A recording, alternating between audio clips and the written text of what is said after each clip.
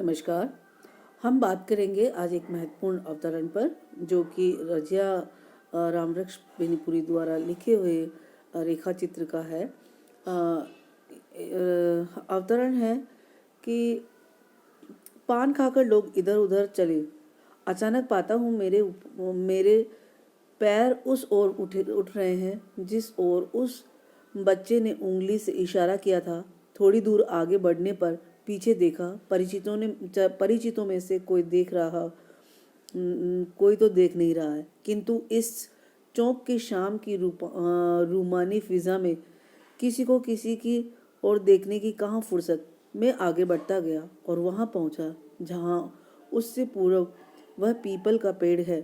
वहाँ पहुँच ही रहा था कि देखा, पेड़ के नीचे चबूतरे की तरफ से एक स्त्री बड़ी आ रही है और निकट पहुंचकर कह उठी, सलाम मालिक। ये अवतरण है जिसमें रजिया के जो हाव भाव है, उसकी मनस्थिति है, उसको यहाँ पे इस अवतरण के माध्यम से व्यक्त करने का प्रयास किया है। चलिए सीधा हम पहले इसके प्रसंग के बारे में बात करते हैं। तो हमें बताना है कि प्रस्तुत अवतरण रामवृक्ष बेनीपुरी के रजिया नामक शीर्षक से लिया गया है। पान की दुकान पर खड़े लेखक ने जब एक बच्चे की ओर उसको देखा तो वह उस बच्चे को वो औरत बुला रही थी। ये सुनकर लेखक को जो मन की जो स्थिति हुई है उसका यहाँ वर्णन किया है कि इस बच्चे को ये स्त्री ये बुला रही है, तो ये कौन हो सकता है। उसके मन में ये उधेड़बुन है, उसके बारे में उस उधेड़बुन को इस अवतरण में अभिव्यक्त किया है। तो देखिए, इसकी व्याख्या करते हैं। लेखक बताता है कि अखबार में काम करने के कारण मैं पहले अपने आप को प्रतिष्ठित व्यक्ति समझने लगा था और इस कारण मुझे भी अपनी प्रतिष्ठा की ख्याल रखना पड़ता था। तो औरत बुला रही है शब्द सुनकर मैं कुछ समझ नहीं पाया, लेकिन जो जिज्ञासा का समाधान करना भी उसको ऐसा लगा कि बहुत ज़रूरी है। मैं वो एकदम ये चीज़ सुनकर के थोड़ा सा मन में कुछ सवाल से जागृत हो गए थे, तो वो जो उत्सुकता थी वो उसको भी शांत करना बहुत ज़रूरी था।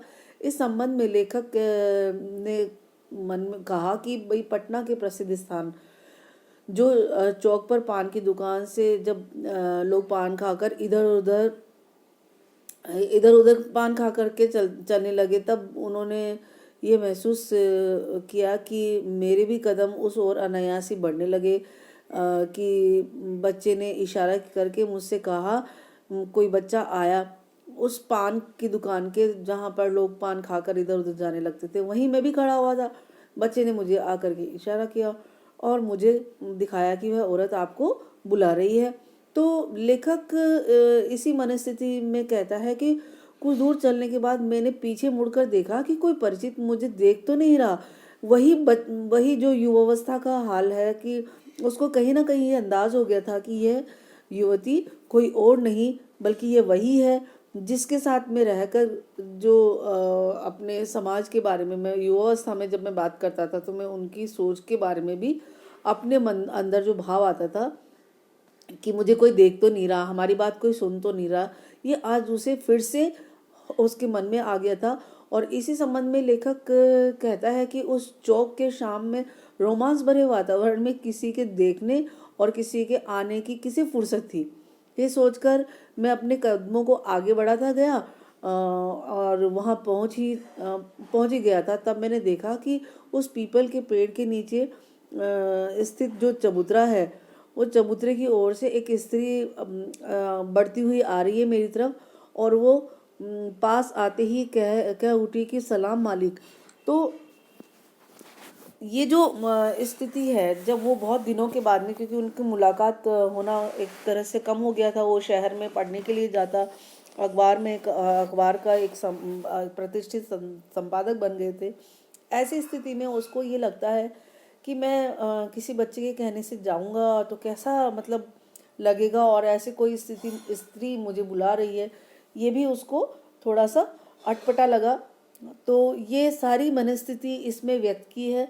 अगर हम विशेष के बारे में बात करते हैं तो लेखक के मन में जो जागे हुए जिज्ञासा भाव है उसको बहुत ही प्रभावपूर्ण तरीके से अभिव्यक्त करने की कोशिश की हुई है इसमें।